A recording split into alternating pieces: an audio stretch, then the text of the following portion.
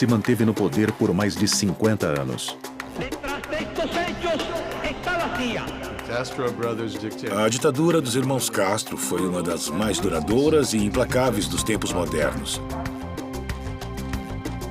Com dados em primeira mão de espiões que conspiraram contra e a favor de Fidel Castro, mergulhamos na guerra secreta travada para derrubar sua revolução.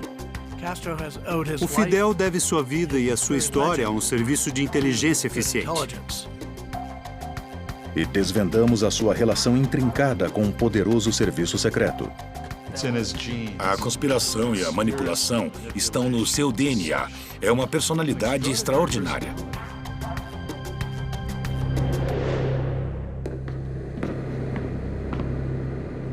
Fidel Castro, o homem mais vigiado do mundo.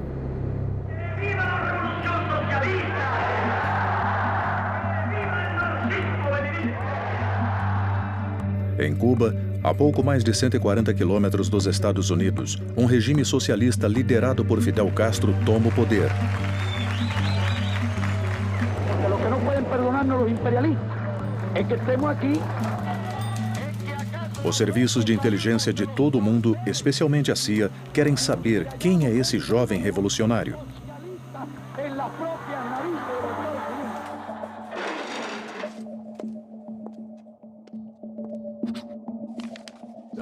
Eu comecei como analista da CIA em 1964 e uma das primeiras coisas que me pediram foi para me colocar no lugar de Fidel Castro, para tentar imaginar como ele pensava. E por isso,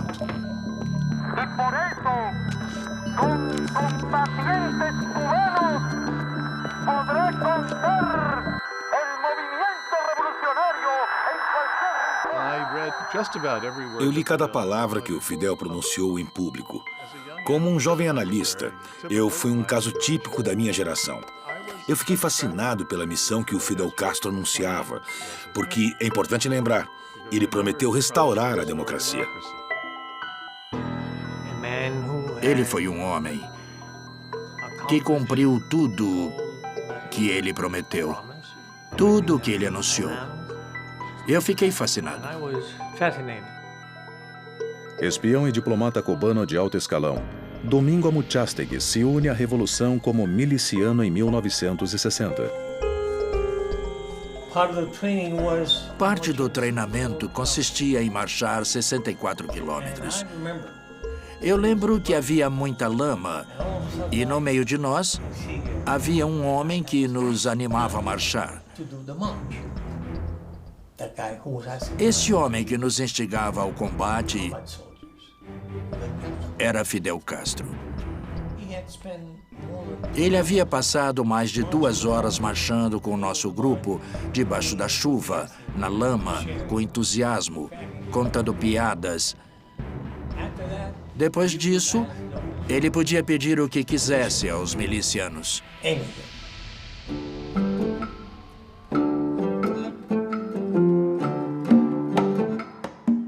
Em abril de 1959, 4 meses depois de tomar o poder, Fidel Castro visita os Estados Unidos, onde também faz muitos amigos. Na verdade, o seu carisma não pode ser separado da sua inteligência fora do comum.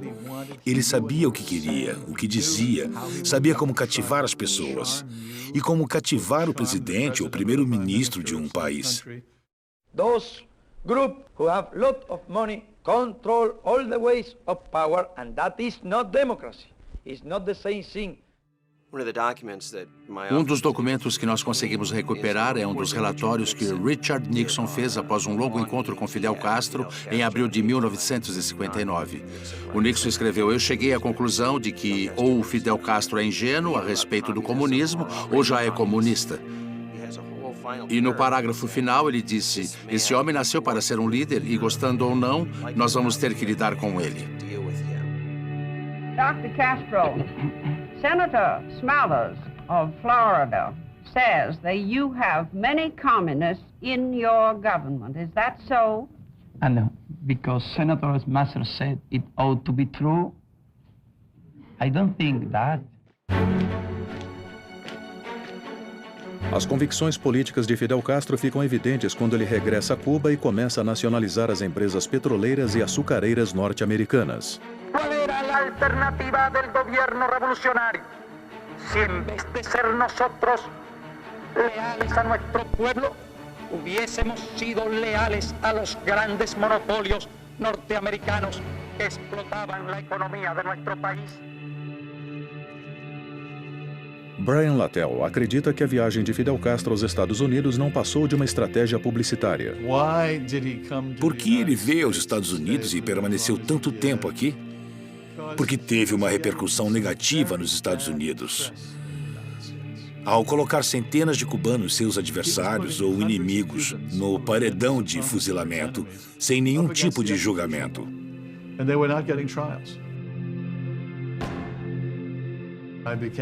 Eu me distanciei do Fidel quando percebi que ele não tinha interesses na democracia, que ele era um tirano. O que realmente ele queria era a ditadura. Fidel Castro também toma partido ao alinhar Cuba com o bloco soviético.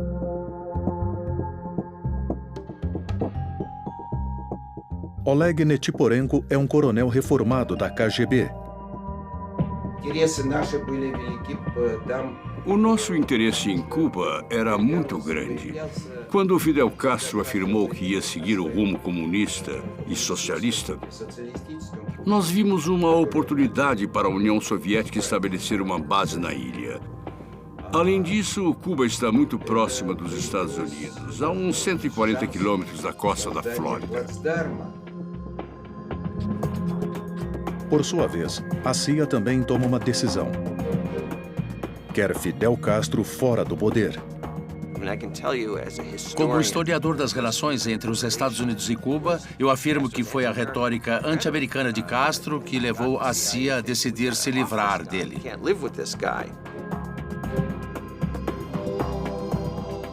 Os Estados Unidos começam a preparar uma guerra contra-revolucionária em Cuba. O exilado cubano, Félix Rodrigues, faz parte da equipe de infiltração com uma tarefa muito específica. Em janeiro de 1961, um amigo e eu nos oferecemos para eliminar Castro. Achamos que isso ia terminar a guerra. Procuramos a pessoa encarregada dos treinamentos da CIA e nos oferecemos para matar Castro. Fidel Castro enfrenta a primeira grande ameaça a seu poder, uma expedição de exilados cubanos conhecida como Brigada 2506. Havia grande confiança entre os membros da brigada. Achávamos que íamos ganhar. Embora a CIA tenha treinado os expedicionários, Fidel Castro se mobiliza em Cuba para abafar qualquer tentativa de contra-revolução. À medida que a ameaça de um ataque dos Estados Unidos se tornou mais clara, o Fidel Castro ordenou que as suas forças de segurança investigassem todos que pudessem ser considerados dissidentes, tanto no campo quanto nas cidades. Mais de 20 mil foram presos. Podemos dizer que a oposição à revolução, que estava crescendo, se desenvolvendo, foi aniquilada de uma vez. Além disso, Fidel Castro tem coletado informações de inteligência sobre a Brigada 2506. Neste momento, Domingo Amuchastegui é o embaixador de Cuba na Guatemala. No final de abril de 1960, eu tinha todas as informações necessárias para o meu governo se inteirar dos preparativos da Baía dos Porcos. Os informantes de Amuchastegui descobriram o plano da CIA.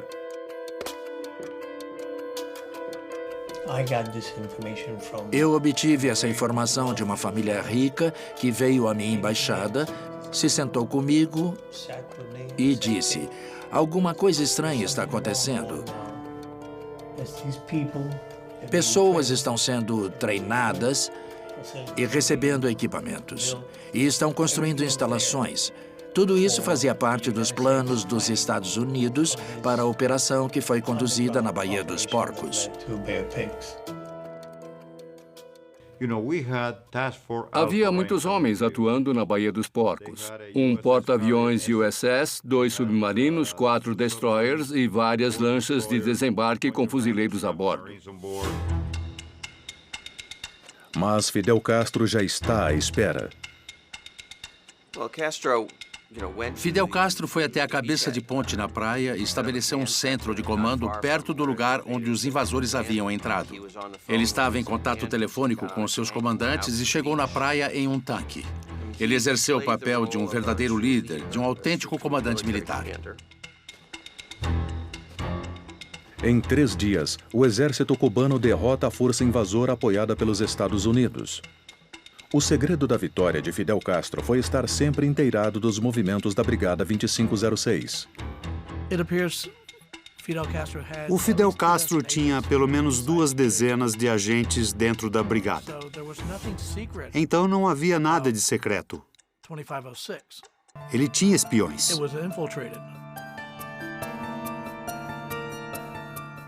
Mas a sua vitória não foi apenas militar. 1.183 membros da brigada são capturados e levados a julgamento. O valor propagandístico da derrota dos Estados Unidos é incalculável. A Baía dos Porcos foi o fato que ajudou a consolidar a Revolução Cubana. As forças dirigidas pela CIA deram a Fidel um status de Davi contra Golias em seu próprio país e em todo o terceiro mundo. O fracasso da invasão muda a política dos Estados Unidos em relação a Cuba. Os irmãos Kennedy estavam decididos a derrotar Fidel Castro. Eles estavam humilhados e se recusaram a aceitar a derrota na Baía dos Porcos pelas mãos daquele suposto revolucionário, o Fidel. Eles queriam vingança. A diretriz agora é simples. É preciso eliminar Fidel Castro.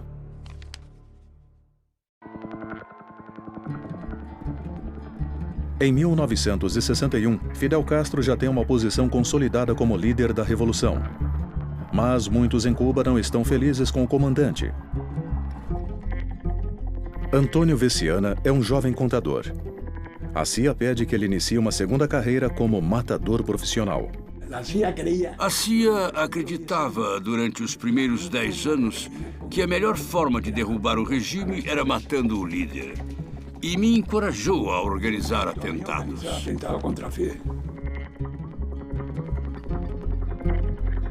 Com respaldo da CIA, o plano de Veciana para matar Fidel Castro é simples, porém arriscado.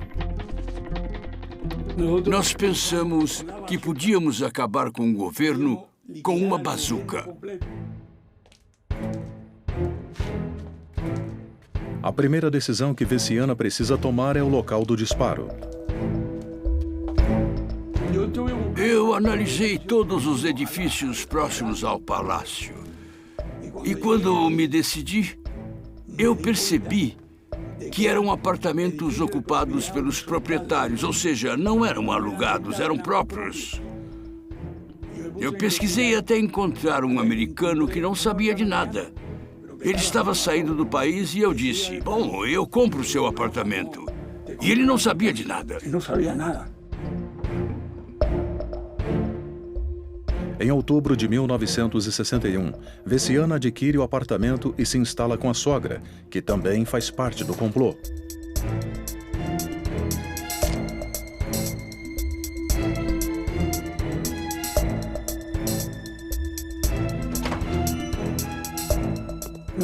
Nós vestimos os uniformes aos poucos.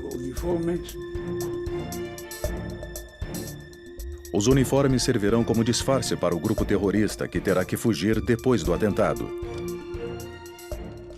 Nós carregamos a bazuca e montamos todas as armas. Tudo isso com o tempo, esperando a oportunidade.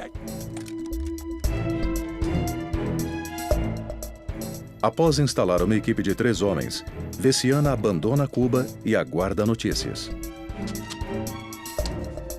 Eu fiquei ouvindo o rádio, achando que o Castro ia morrer.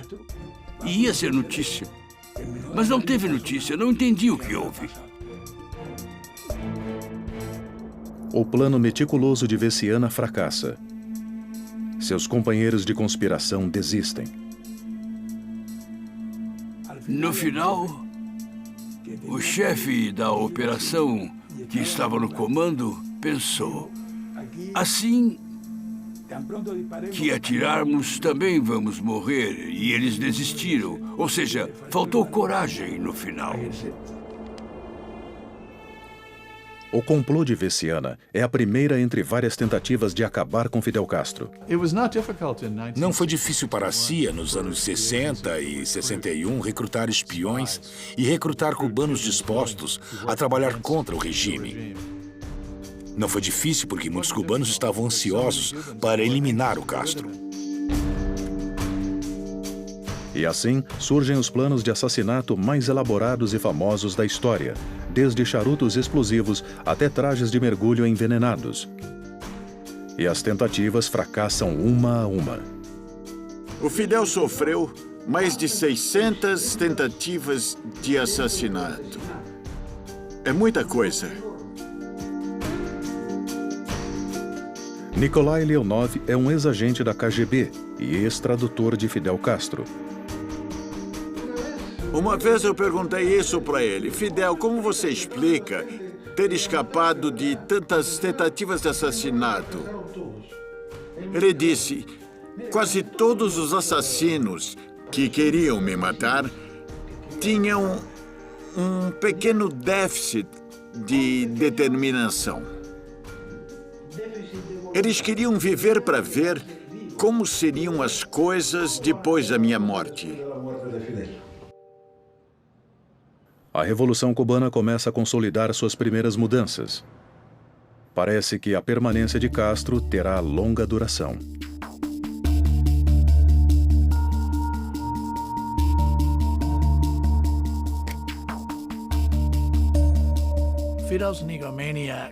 O Fidel é egocêntrico e, em muitos aspectos, é vítima da sua própria vida. No começo da Revolução, no primeiro desembarque em Cuba, muitos dos seus seguidores morreram ou foram capturados ao chegarem à praia. Ele, o irmão e um punhado de homens conseguiram fugir. E, com o passar do tempo, derrotaram um exército de dezenas de milhares de homens. O Fidel Castro acreditou no seu próprio mito, que ele foi escolhido pela história e que, portanto, é indestrutível. Essa sensação de que Fidel é inatingível tem um impacto direto sobre os acontecimentos mundiais. Uma série de eventos levam a União Soviética e os Estados Unidos à beira de uma destruição nuclear.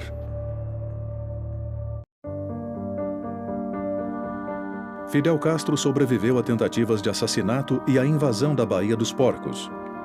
No entanto, ele teme uma nova ofensiva dos Estados Unidos. Por esse motivo, busca a proteção de seu aliado mais próximo, a União Soviética. Cuba fez o que podia para se defender de mais um ataque. No verão de 1962, Fidel Castro e o premier soviético Nikita Khrushchev concordam em instalar mísseis nucleares em Cuba.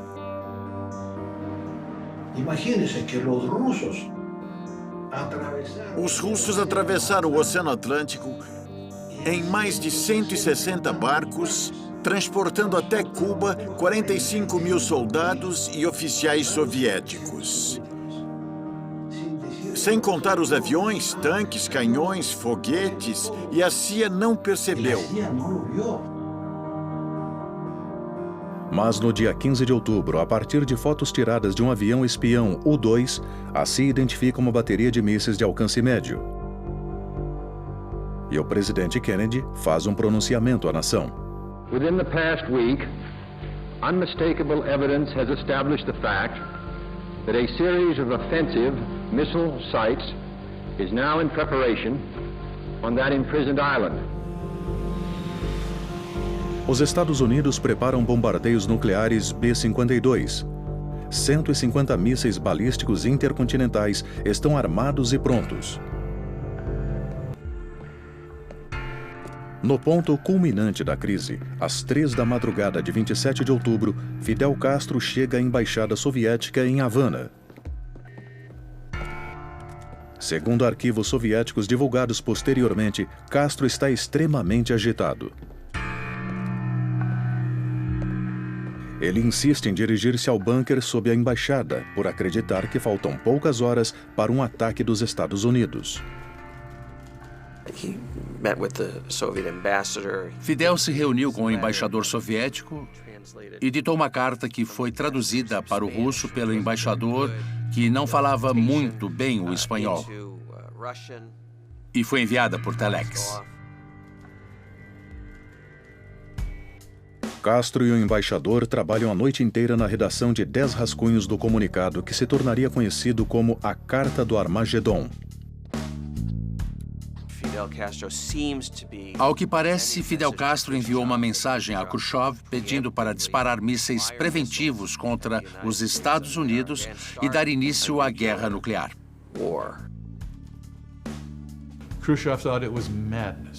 O Khrushchev achou que era uma loucura.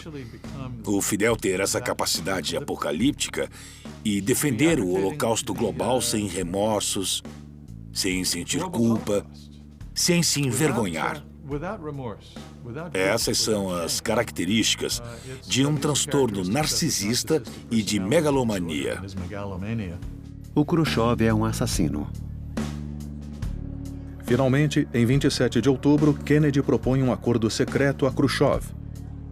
Os Estados Unidos retirarão seus mísseis da Turquia, caso a União Soviética aceite retirar os mísseis de Cuba. O premier soviético Nikita Khrushchev aceita. Fidel ficou contrariado e não concordou com os pontos de vista do Khrushchev. O Fidel organizou manifestações com as seguintes palavras de ordem: Nikita, Nikita, aquilo que se dá não se tira. Ou seja, se eles mandaram foguetes, que não os retirassem. Muitos historiadores veem o papel do Fidel Castro durante a crise dos mísseis como o paradigma da imprudência e da irracionalidade. Não foi o melhor momento do Fidel. Os Estados Unidos estavam à beira de destruir Cuba e acabar com a Revolução. Fidel Castro perde os mísseis soviéticos, mas assegura um acordo segundo o qual os Estados Unidos não lançarão mais ataques militares contra Cuba. Era uma coisa permanente e básica. O Fidel lutava pela soberania e independência de Cuba sempre. Nunca foi um satélite dos Estados Unidos, da União Soviética e de ninguém.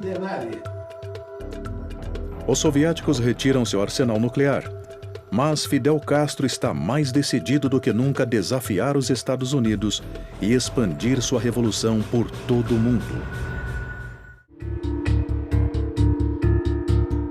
Em 1966, contra todos os prognósticos, Fidel Castro faz 40 anos.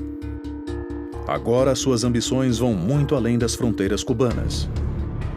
O Fidel, Che Guevara e o Raul se comprometeram a exportar a revolução. Eles queriam promover, fomentar e apoiar movimentos revolucionários em outros países latino-americanos. A CIA tinha medo de que a Revolução Cubana se expandisse por toda a América Latina. Era o seu maior medo. A ideia é exportar a revolução para a Bolívia e, a partir dali, para toda a América do Sul. A Bolívia faz fronteira com 5 países. Uma vez ocupada, ficaria fácil exportar a revolução para os países fronteiriços, como o Brasil, o Paraguai, o Chile, o Peru e a Argentina. Os Estados Unidos exportavam uma contra-revolução e os cubanos exportavam a revolução. Che Guevara é o novo líder da globalização da revolução. O Che tinha uma visão utópica e romântica sobre como a revolução deveria ser estruturada. Não era muito prático e o Fidel percebeu. Cuba era um palco muito pequeno e as disputas socialistas grandes demais. E assim o Che se ofereceu como voluntário para lutar em outras partes do mundo. Eles conversavam muito, trocavam experiências e ideias, um complementava o outro. Mas a partir de certo ponto já não podiam mais ficar juntos no mesmo lugar. Por esse motivo, um deles partiu para realizar as suas ideias em outros países e o outro ficou.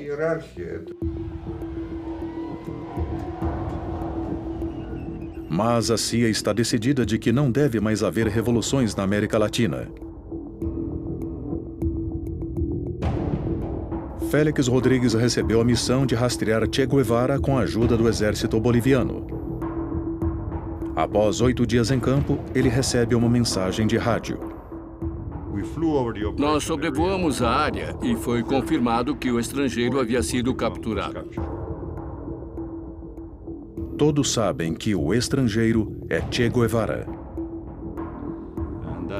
Esse sou eu com o Che e com soldados que posaram ao nosso lado. Rodrigues ordena o interrogatório de Guevara, mas ele se mantém desafiador até o final. Ele disse: podem dizer ao Fidel que vai haver uma revolução triunfante na América. Eu entendi que ele quis dizer: tudo bem, você me abandonou, mas a revolução vai dar certo. O exército boliviano executa Che Guevara.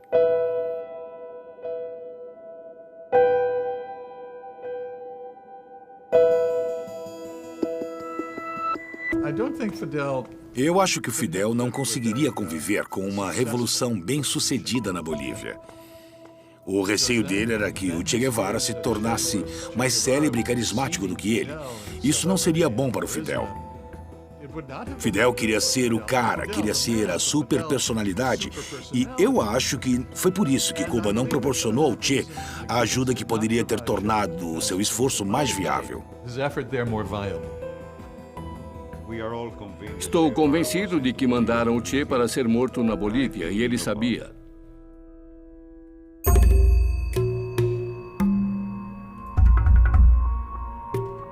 A intenção de Castro de exportar a Revolução Cubana não termina com a morte de Che.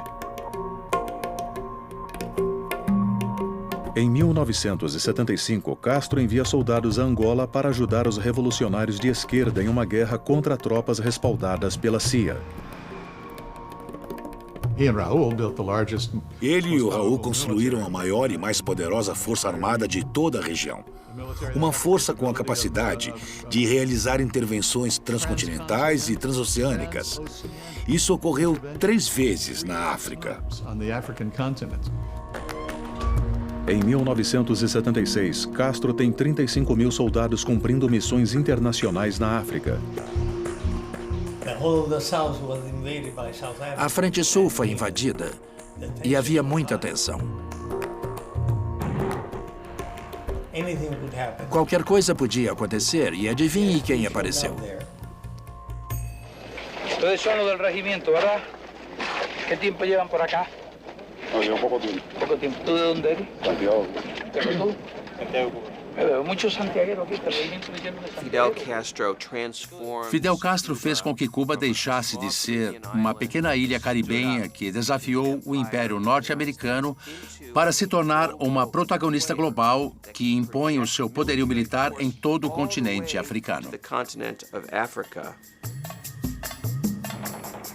A guerra civil angolana se estende por mais de 2 décadas e tira a vida de 500 mil de pessoas. Mas também ajuda a enfraquecer o regime do apartheid na África do Sul e facilita o fornecimento de armas cubanas ao movimento de Nelson Mandela. Naquele momento, as pessoas nos Estados Unidos não conseguiam entender como foi que Cuba se posicionou com as forças que prevaleceram na história. Eram as forças anticoloniais da África e as forças anti-apartheid na África do Sul. Nós, nos Estados Unidos, estávamos do lado errado dessa história e Cuba estava do lado correto.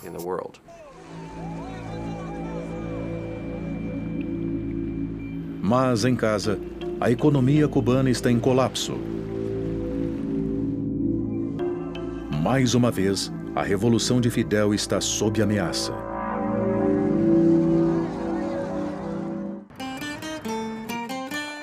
Após 28 anos à frente do governo de Cuba, Fidel Castro implementou mudanças radicais na ilha. Devido ao sistema de saúde gratuito, as taxas de mortalidade infantil são as mais baixas da região. E a educação é gratuita. Mas os frutos da revolução têm um preço. O medo se generalizou e ninguém confiava em ninguém, nem mesmo em um amigo. A oposição política não é permitida e os serviços de inteligência de Castro estão presentes em cada canto da ilha. Comitê de Defesa da Revolução. É um programa de delação entre vizinhos, porque os membros do Partido Comunista estavam presentes em cada bairro, e o seu trabalho era informar sobre os vizinhos. Quem denunciava recebia uma recompensa, e quem não denunciava recebia uma punição. Foi assim que 1 milhão de cubanos chegaram a fazer parte dos comitês de defesa da Revolução. Quando falamos da inteligência cubana, percebemos que o principal inimigo do regime de Castro não eram os Estados Unidos, mas sim o povo cubano. Qualquer comentário crítico a respeito do Fidel era considerado uma traição. Isso é um reflexo dos traumas psicológicos que ele teve durante a sua formação. A traição foi uma coisa que o Fidel sempre temeu. Brian Latell passou a vida analisando Fidel Castro e acredita que o seu medo da traição é um traço profundamente arraigado. Os meus estudos sobre o Fidel remontam à sua infância. O Fidel teve uma infância conturbada, traumatizada. Ele foi um filho ilegítimo. E o Fidel sofreu até completar 17 anos, quando o pai finalmente o reconheceu como filho e lhe deu um sobrenome. O pai lhe proporciona uma educação em colégios particulares. Ao terminar o ensino médio, Fidel estuda Direito na Universidade de Havana. Antônio Veciana é contemporâneo de Castro. Havia um movimento estudantil e ele se incorporou a esse movimento. Ele tinha a fama de ser um jovem rebelde e partidário da violência. Durante a permanência de Castro no poder, Veciana observou sua reação perante possíveis traições. O Fidel Castro perseguiu com mais ódio os desertores que haviam sido amigos. Ele criava tanto terror entre os amigos que ninguém desertava porque sabia que se tornaria o inimigo mais odiado. Para alguns, a severidade com que Fidel trata qualquer traição à Revolução fica evidente em 1987, com o julgamento sumário do general Arnaldo Ochoa, um dos seus generais mais próximos. O Ochoa virou um problema. Ubíquese frente al tribunal. Ochoa é acusado de traficar cocaína colombiana para os Estados Unidos. Droga, Ochoa. Sí, claro. Cocaína, Ochoa, para envenenar pueblos enteros. Talvez o Ochoa estivesse pensando em deserção. Na minha opinião, esse foi o principal motivo de sua execução. Ao ser falsamente acusado de traficar drogas sem a aprovação do regime. Na verdade, isso havia sido aprovado. Após um julgamento de 5 dias, Ochoa é condenado à morte por fuzilamento. A deserção preocupava muito os irmãos Castro no final dos anos 80, porque já estavam acontecendo. As pessoas estavam passando fome em Cuba, já que os subsídios soviéticos terminaram. Tinha desertores e refugiados, inclusive funcionários de médio escalão do regime e outros de escalão mais alto que saíam e diziam: "Isso não pode durar." Conforme o bloco soviético começa a desintegrar, Cuba fica isolada. É claro que houve um impacto. Com o início da perestroika, as coisas se complicaram e nós já não podíamos nos dar ao luxo de apoiar Cuba como havíamos feito antes. Até agora, Cuba dependeu da União Soviética para realizar 80% de seu comércio, além de ter recebido subsídios militares e econômicos valiosos e o fornecimento de petróleo. O colapso da economia gera um fluxo constante de pessoas tentando emigrar de qualquer maneira possível. Centenas de cubanos morrem tentando cruzar o Estreito da Flórida. Estamos em período especial, período difícil, período um dos mais difíceis da nossa história. ¿Por qué? Porque no hemos tenido que quedar solos frente al imperio, solitos. Eu me lembro que no ano de 1994, em Havana, no Malecón, começaram a acontecer confusões. Grupos de pessoas começaram a arrebentar vidros e a roubar mercadorias. Fidel decide intervir pessoalmente. Era perigoso, sinceramente, mas o Fidel é o Fidel. As forças de segurança de Castro nunca estão longe demais. Em questão de horas, a revolta é neutralizada.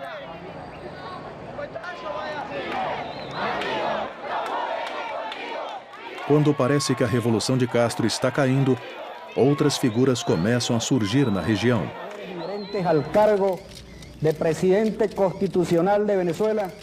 Hugo Chávez assume o poder na Venezuela e promete realizar sua própria revolução bolivariana.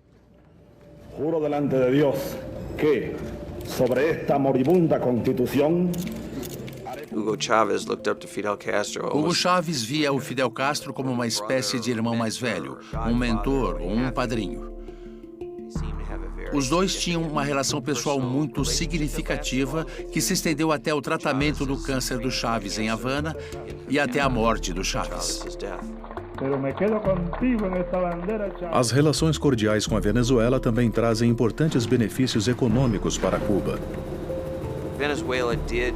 A Venezuela finalmente substituiu a União Soviética como principal fornecedor de petróleo para Cuba. Cuba fez um intercâmbio pelo petróleo com o trabalho de dezenas de milhares de médicos e técnicos que foram trabalhar na Venezuela. Cuba passou a exportar médicos como outros países exportam bananas. Mas, segundo os espiões de Washington, a ajuda a Fidel tem um lado muito mais sinistro. O petróleo é uma ajuda muito valiosa. E mais de 1.000 funcionários cubanos da inteligência vão à Venezuela para ajudar a manter a continuidade do regime venezuelano. Cuba recebe o petróleo que tanto necessita. E a Venezuela tem certeza de que não vai enfrentar revoltas impossíveis de administrar. No final do século XX, com a ajuda dos novos aliados, a revolução de Fidel Castro continua em pé. Eu pensei que a Revolução Cubana estivesse morrendo. Me enganei.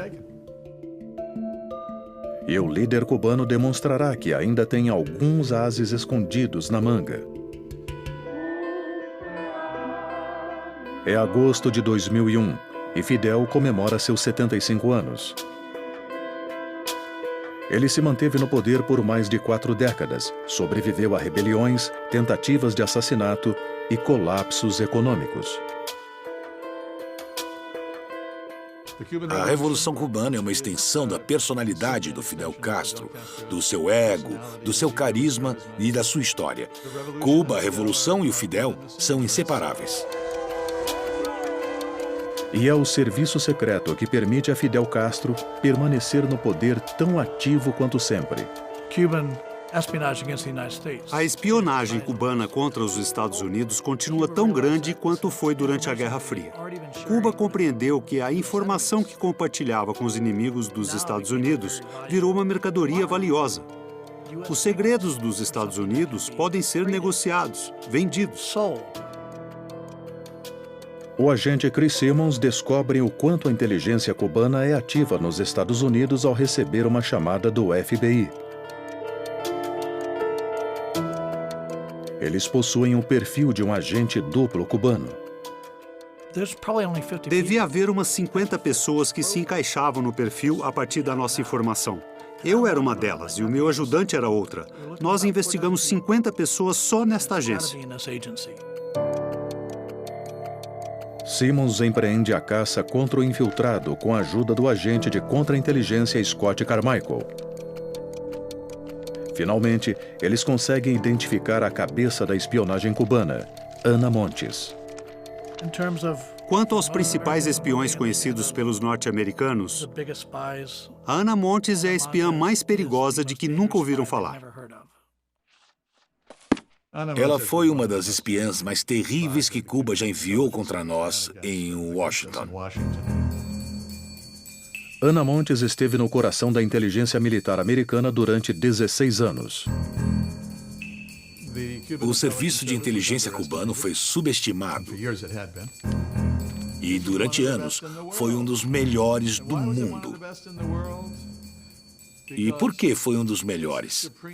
Porque o chefe de espionagem foi o funcionário de inteligência mais bem-sucedido do mundo moderno. Esse chefe de espionagem foi o próprio Fidel Castro. Fidel Castro é um homem que está constantemente, continuamente, verificando informações. Ele não levanta da cama, nem deita antes de revisar cada fonte de informação. A conspiração e a manipulação estão no DNA dele. São traços arraigados e muito importantes que o ajudaram a conquistar o poder.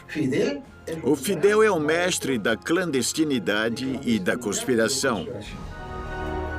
Finalmente, aos 80 anos de idade, Fidel fica com a saúde deteriorada. Em julho de 2006, Fidel Castro surpreendeu seus compatriotas e o mundo ao anunciar que ia transferir o poder para o seu irmão mais novo, Raul Castro. Raul Castro Ruz. O Raul foi a figura mais indispensável da Revolução Cubana. Eu estou certo que o Fidel não duraria no poder durante tantos anos se não fosse pelo apoio do Raul, que protegeu o irmão e manteve o aparato militar e as Forças Armadas como uma instituição poderosa, leal à Revolução.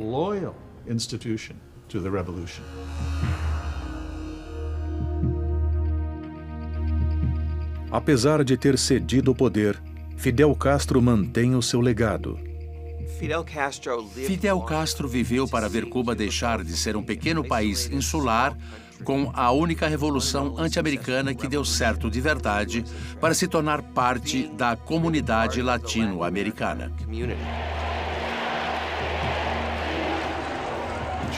As mudanças ocorridas na América Latina nos últimos anos, na Bolívia, na Nicarágua, no Equador, os sentimentos revolucionários socialistas e os governos desses países são inspirados na experiência cubana, na experiência de Fidel, e ele se sente triunfante mais do que em qualquer outro momento.